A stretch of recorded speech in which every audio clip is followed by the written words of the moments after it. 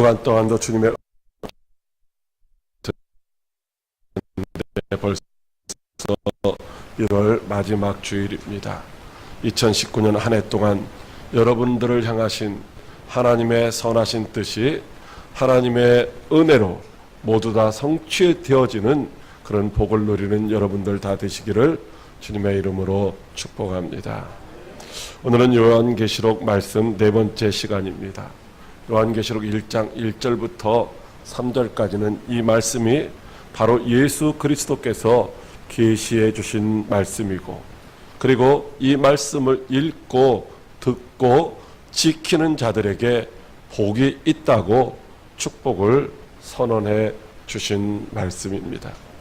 그리고 오늘 4절부터 8절까지의 말씀은 이 요한계시록이 이제 편지의 형식으로 기록되어 있습니다. 그래서 편지의 서문, 즉 누가 누구에게 왜 보내는지를 말씀해 주고 있는 것이죠.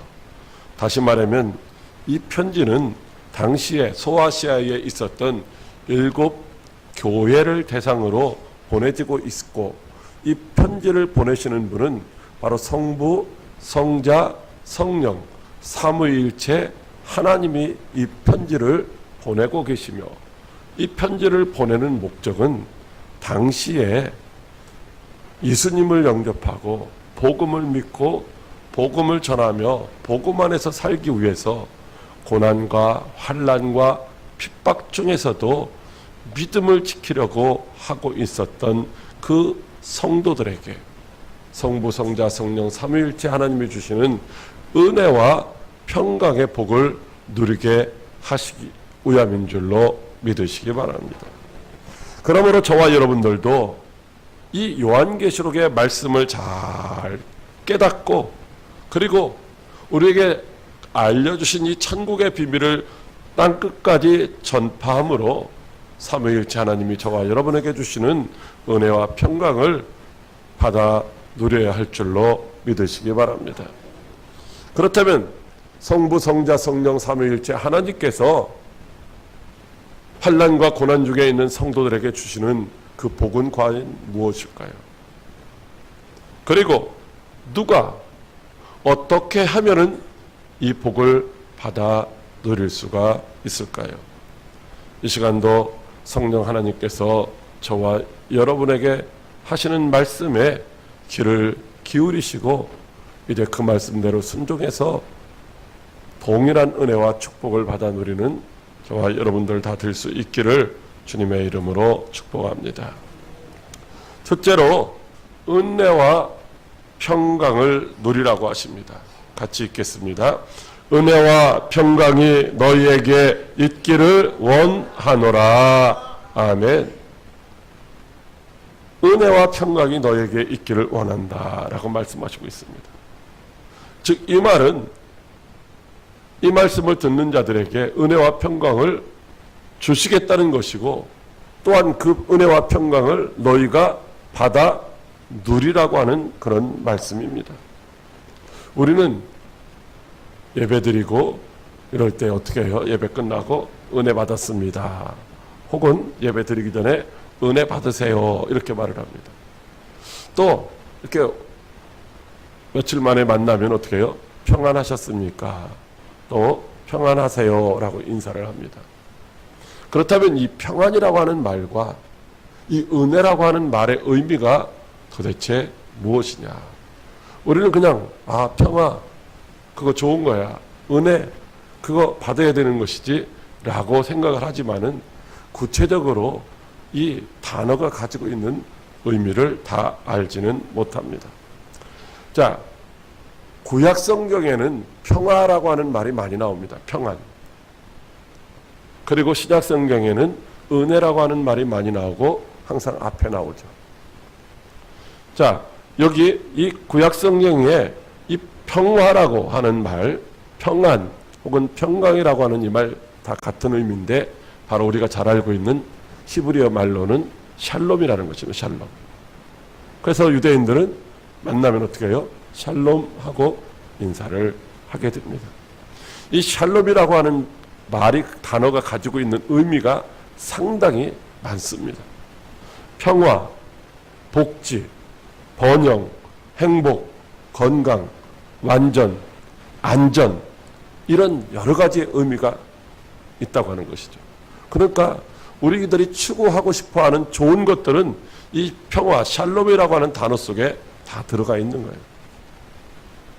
샬롬은 바로 전쟁이 없는 그런 상태를 가리키는 말로서 온 땅과 이 온 땅뿐만 아니라 이웃에 있는 모든 사람들도 이제 복종하는 그런 상태를 말하고 있는데, 이스라엘 역사에서는 바로 솔로몬 왕이 다스리던 그런 시대를 평화의 시대, 샬롬의 시대라고 말하고 있는 것이죠. 그래서 솔로몬 왕을 뭐예요? 평화의 왕이다 이렇게 말하고 있어요. 솔로몬이라고 하는 이름 자체가 뭐냐면 샬롬이에요. 샬롬. 자, 이 히브리어 샬롬이 이제 신약 성경에 오면은 헬라어로 어떻게 바뀌느냐면 에이레네라고 하는 단어로 바뀌는데, 이 에이레네라고 하는 단어의 의미는 조금 더 많이 있습니다. 바로 안식, 평온, 평안, 평화, 평강, 안녕, 안전, 복리, 성공, 성취, 염려 없음, 믿음직스러움, 바로 이런 의미를 다 포함하고 있다고 하는 것이죠. 그러니까 그냥 평안이라고 하는 것은 그냥 뭐 마음에 좀 위로가 되고 형식적으로 하는 말이 아니라는 것입니다. 특별히 이 평안 에이레네가 하나님이 주시는 선물로서 선, 좋은 것, 구원, 이런 의미도 함께 가지고 있다고 하는 것입니다. 그러니까 평화를 누려라 하면은 뭐 구원받으라는 것도 있고, 좋은 것을 누려라, 염려 근심하지 말아라, 여러 이런 의미가 있다고 하는 것입니다. 자, 그렇기 때문에 이런 이 평화는 사람의 수단이나 노력으로 얻어지는 것이 아니라 바로 하나님이 우리에게 주시겠다고 약속하신 그 언약의 결과이며 의의 결과로 우리에게 주어지는 은혜인 줄로 믿으시기 바랍니다. 다시 말하면 이 평화라고 하는 것은 예수님께서 십자가 위에서 저와 여러분들을 위하여 자기 자신을 우리의 대속물로 내어주심으로 인하여서 하나님과 깨어졌던 하나님과 우리의 관계, 원래는 하나님을 아버지라 부르면서 함께 살 수 있는 그런 관계였었는데 죄로 말미암아 깨어져서 원수가 되었고 죄인 되어 있었지만은 이제 그 관계가 회복되어져서 하나님을 아버지로 부를 수 있게 된 것을 바로 평화, 평안, 평강이라고 말을 하고 있는 것입니다.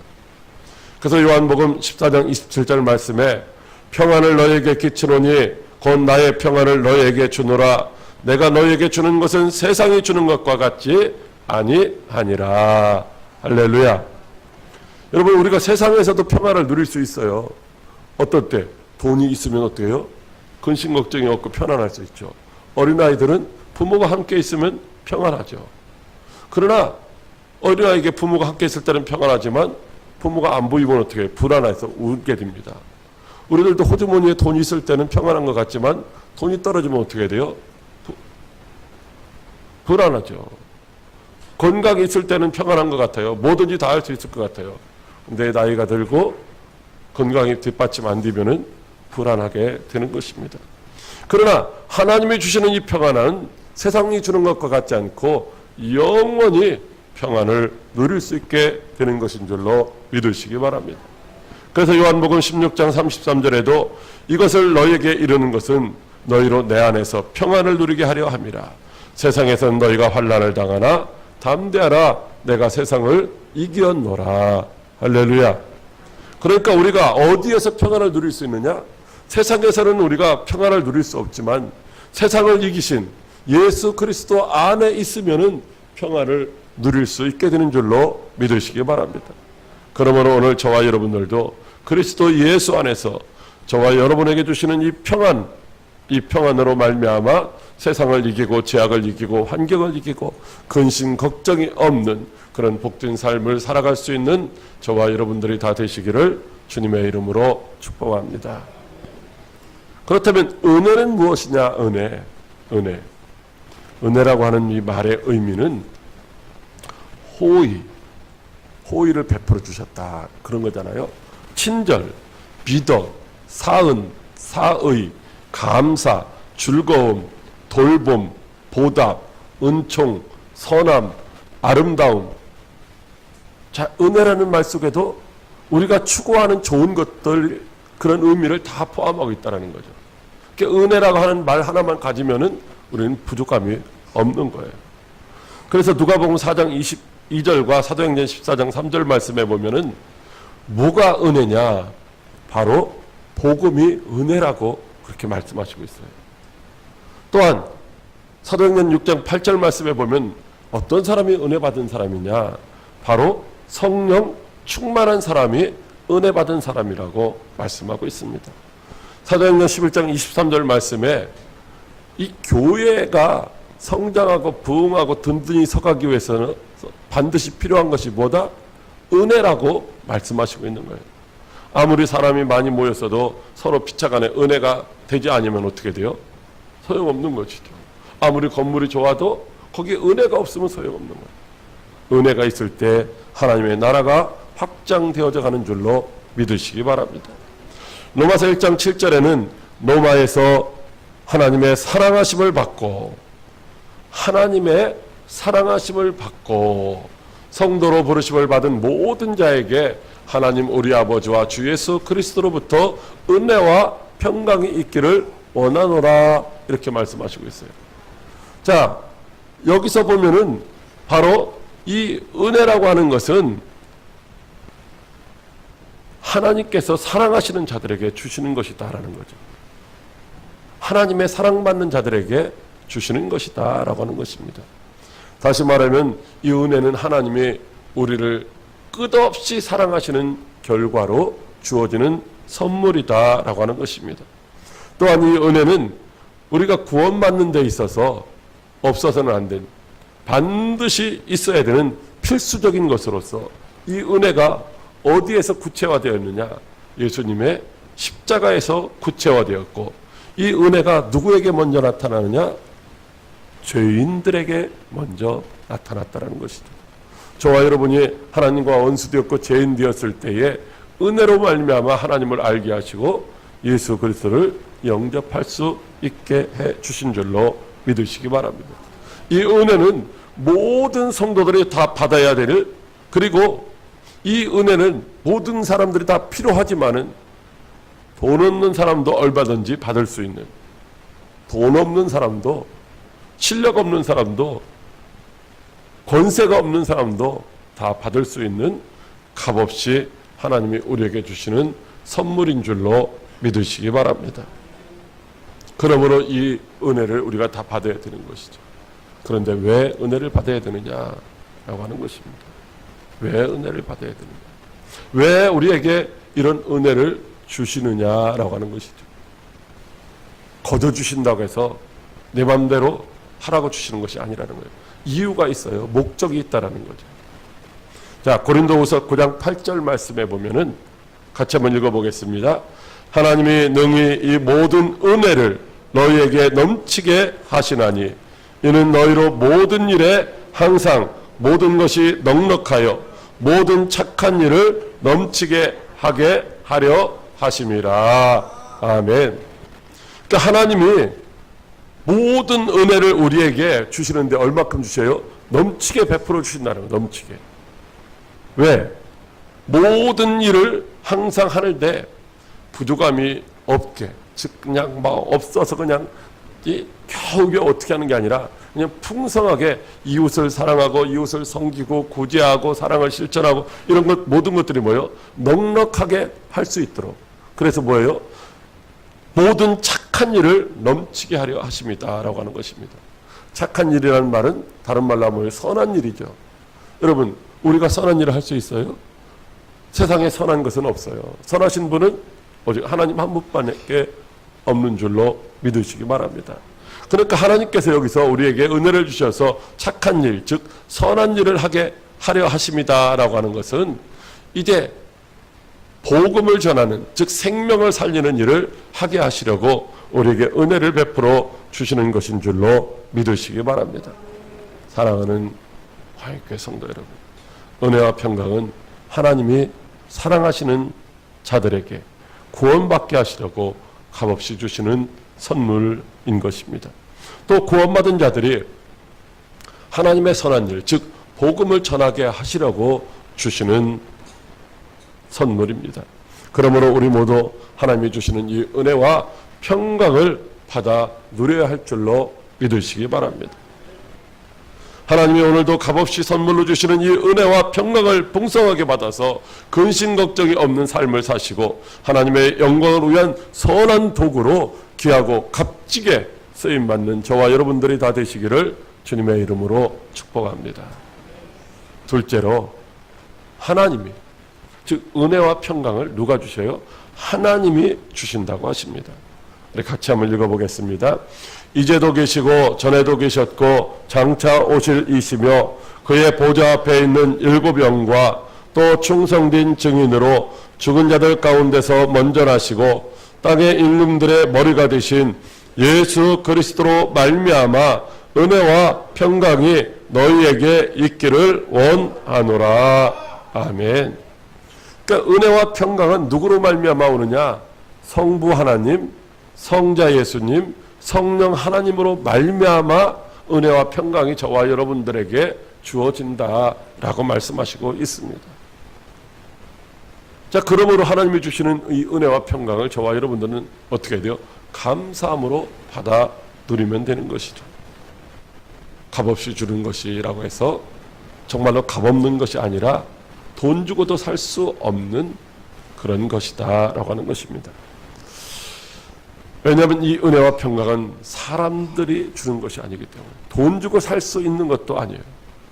힘이 있다고 해서 빼앗아 가질 수 있는 것도 아니라 오직 한 분이신 하나님, 한 분이시며 삼위로 존재하시는 삼위일체 하나님이 함께 우리에게 주시는 것이기 때문이다 라고 하는 것입니다. 자, 성부 하나님, 성자 예수님, 성령 하나님, 삼위일체 하나님이 이 은혜와 평강을 주시는데 오늘은 성부 하나님, 우리에게 은혜와 평강을 주시는 성부 하나님만 한번 살펴보도록 하겠습니다. 다음 주에는 성령 하나님, 우리에게 은혜와 평강을 주시는 성령 하나님을 오늘 본문에는 일곱 영이라고 말씀하고 있는데 과연 그 일곱 영이 되시는 성령님은 우리에게 어떤 분이신가? 그리고 그 다음 주에는 우리가 잘 안다고 생각하는 예수님에 대해서 한번 같이 살펴보며 은혜를 나누려고 합니다. 자, 우리가 일반적으로 시간을 말할 때는 앞에서부터 뒤로 얘기하죠. 시제를 말할 때 과거, 현재, 미래 이렇게 이야기를 합니다. 근데 오늘 성부 하나님을 소개하면서 과거에도 계셨고 현재도 계셨고 미래에도 계신 하나님 이렇게 말하지 않고 이제, 즉 지금 현재도 계시고 과거에도 계셨고 미래에도 계실 하나님 이렇게 소개를 하고 있습니다. 그 이유가 무엇일까요? 그는 당시에 복음을 듣고 복음을 전하기 위해서 복음 안에서 살기 위해서 많은 박해와 고난을 당하고 있는 성도들에게 하나님께서 즉각적으로 큰 위로와 소망을 주시기 위함인 줄로 믿으시기 바랍니다. 지금 말할 수 없는 고난과 박해를 당하는 성도들에게는 과거에 홍해 바다를 가르시고 광야에서 만나와 메추라기를 주시고 그랬던 하나님이 필요한 게 아니라 어떤 하나님이 필요해요? 지금 당장 함께 하시면서 구원하시는 하나님이 필요하다라고 하는 것이죠. 오늘 우리들에게 우리 집에 가면 돈도 많고 금송아지도 있는데 라고 하는 거 있으면 좋겠지만은 지금 당장은 도움이 안 돼요. 그리고 과거에 우리가 참 잘 살고 우리가 떵떵거리고 힘도 있었고 했는데 과거에 잘 사는 것이 지금은 별 도움이 안 된다. 지금 잘 살아야 되고 지금 힘이 있어야 된다라고 하는 것이죠. 그래서 하나님이 어떤 하나님으로 소개가 되고 있어요? 지금 함께 하시는 하나님으로 이제 소개를 해주시고 있다라고 하는 것입니다. 지금 현재 여기서 함께 하시며 하나님이 주시는 그 은혜와 평강이 이제 더 큰 위로가 되고 그 더 큰 소망이 되고 더 큰 힘이 되기 때문에 그렇게 말씀을 하시고 있다고 하는 것입니다. 여러분들도 그런 적이 있을 거예요. 내가 신앙생활 열심히 하고 그래도 나름대로 신앙생활 잘하고 있는데 예기치 못했었던 어려움, 고난들이 닥쳐올 때 하나님 계십니까? 안 계십니까? 하나님 왜 나를 버리셨습니까? 왜 하나님 나를 안 도와주십니까? 라고 그렇게 생각했었던 적도 있었을 거예요. 지금 여기 이 편지를 받고 있는 7교회의 성도들은 복음을 지키기 위해서, 복음 안에서 살기 위해서 말할 수 없는 환난과 고난과 핍박을 받고 있다라고 하는 것입니다. 그 고난의 한복판에서 하나님 없는 것 같아서 때로는 두려워하고 하나님 없는 것 같아서 깜짝깜짝 놀라고 절망하고 좌절하려고 할 때에 하나님께서 내가 여기 있으니 내가 너와 함께하니 너는 두려워하지 말고 놀라지 말라. 내가 내밀어주는 내 손을 잡아라. 내 손 붙들고 힘을 내. 끝까지 견뎌. 라고 말씀하시고 있는 것인 줄로 믿으시기 바랍니다. 오늘 이제도 계시고 전에도 계시고 장차 오실 분이라고 하는 이 표현 방식은 바로 구약시대의 모세가 당신이 누구입니까? 당신의 이름이 무엇입니까? 라고 물어봤을 때 출애굽기 3장 14절에서 나는 스스로 있는 자라고 말씀하셨던 그 하나님의 표현 방식입니다. 그리고 사도 요한이 이 계시의 말씀을 받아서 전하려고 했었던 당시에는 그리스와 로마의 전역에 이제 우상의 신전들이 수없이 세워지고 우상 숭배의 그런 문화가 아주 발달되어 있었습니다. 그리스 헬라 문화 속에는 많은 신들이 있었죠. 신전이 세워지고 로마도 역시 그런 신들을 섬겼습니다.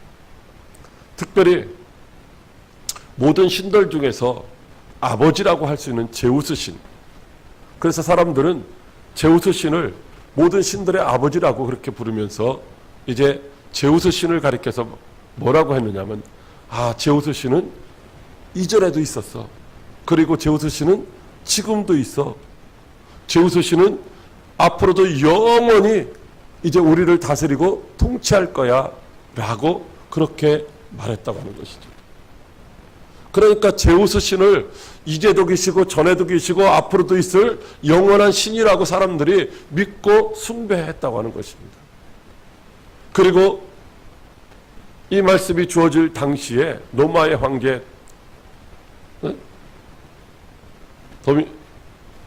도미티안은 뭐라고 했느냐면은 자기가 바로 그 제우스 신이라고 했어요. 내가 바로 그 제우스 신이다. 내가 바로 신들의 아버지다. 내가 과거에도 있었고 지금도 있었고 앞으로도 영원히 죽지 않고 다스릴 신이다라고 말을 했던 것입니다. 그래서 그런 가운데 이제 사랑하는 성도들에게, 고난받고 있는 성도들에게 제우스도 또 로마의 황제도 너희들의 생사화복을 주장하는 그런 신이 아니야. 너희들의 생사화복을 주장하는 참신은 이제도 계시고 전에도 계시고 장차 오실 이신 그 하나님이 너희가 이제 믿고 경배하고 너희에게 은혜와 평강을 주실 하나님이야 라고 말씀해 주시고 있는 것입니다. 특별히 여기에 보면 장차 오실 하나님을 장차 오실 하나님이라고 하는 말은요, 앞으로 오실 하나님이잖아요. 미래형으로 문법이 사용되어지는데 여기는 현재형으로 사용하고 있어요. 무슨 말이냐? 미래에 오실 하나님은 어떻게 돼요? 우리가 고난나고 힘들고 어려울 때 그래 아직 내 때가 안 됐으니까 예수님 그렇게 말씀하셨잖아요. 아직 내 때가 안 됐습니다. 그러니 너희 스스로 알아서 좀 참고 견디고 이겨나가봐라. 그러는 하나님이 아니라는 거예요. 또 내가 지금 가고 있으니까 조금만 기다려. 그런 바로 그냥 내가 아직 때가 안 됐으니까 조금만 참고 기다리면 내가 때가 되면 갈게. 그런 하나님이 아니라는 거죠. 장차 오실 이 하나님은 지금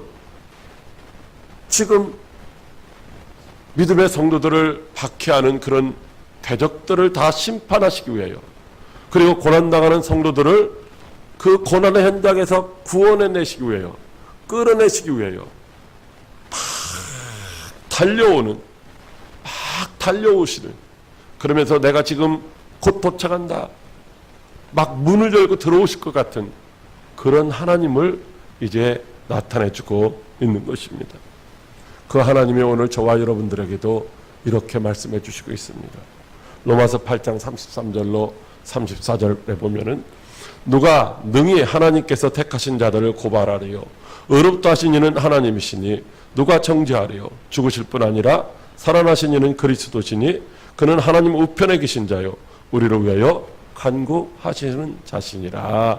아멘. 자, 이게 무슨 말씀이냐면 저와 여러분들이 지금 살아가고 있는 이 세상이 하나님이 다 다스리는 세상이 아니라 공중권세 잡은 악한 영들이 다스리는 세상이라는 거죠. 그러니까 사단 마귀가 우리를 어떻게 해요? 계속해서 틈만 있으면 공격하고 틈만 있으면 삼키려고 하는 이런 세상이라는 거죠. 근데 저와 여러분들이 정말로 흠도 없고 점도 없고 거룩하게 살아가고 있느냐? 아니라는 거예요. 행동으로도 그렇고 생각으로도 마음으로도 이제 늘 죄 가운데서 살아가고 있어요. 그래서 사탄이 이제 하나님 앞에 저 집사, 저 장로, 저 목사 이런 죄 졌습니다, 이렇게 뭐요? 계속 참소하고 고발하고 정죄하고 있다라는 거죠. 그럼 어떻게 돼요? 우리가 죄인이기 때문에 죄값을 치를 수밖에 없죠.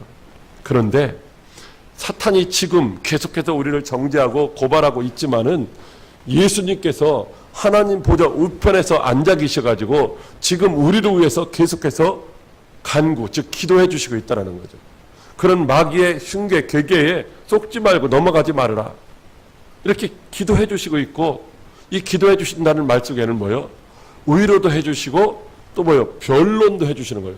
아, 저는 사실 그렇지 않았는데 마귀가 지금 장난질 치는 거예요. 그리고 저가 비록 연약하고 부족해서 넘어졌을지라도 내가 2000년 전에 십자가에서 저들의 그 모든 죄를 다 대속했다라고 주님이 변론해 주시고 계신 줄로 믿으시기 바랍니다. 그렇기 때문에 우리는 넉넉히 세상과 죄악을 이기고 승리의 삶을 살 수 있게 되는 줄로 믿으시기 바랍니다. 오늘도 과거에도 함께 하셨고 지금도 함께 하시고, 그리고 앞으로도 날마다 우리와 함께 하시고, 그리고 우리를 그 죄악의 현장에서, 그 고통의 현장에서 구원하실 성부 하나님이 주시는 은혜와 평강을 풍성하게 받아 누리는 저와 여러분들이 다 되시기를 주님의 이름으로 축복합니다. 셋째로, 하나님이 이 은혜와 평강을 7 교회에 주신다고 하십니다. 4절 말씀 같이 읽어보겠습니다. 요한은 아시아에 있는 7 교회에 편지하노니. 아멘. 하나님이 주시는 은혜와 평강의 축복을 받아 누리도록 이제 하나님이 선택을 하셨는데, 누구를 선택하셨느냐? 당시에 소아시아에 실제로 존재하던 많은 교회들이 있었는데 그 중에 딱 7 교회, 에베소, 서머나, 버가모, 두아디라, 사데, 빌라델비아, 라오디게아 교회를 선택하셨다라고 하는 것입니다. 왜 하나님이 그들 교회를 선택하셔서 그들에게 은혜와 평강을 주시는 것일까요?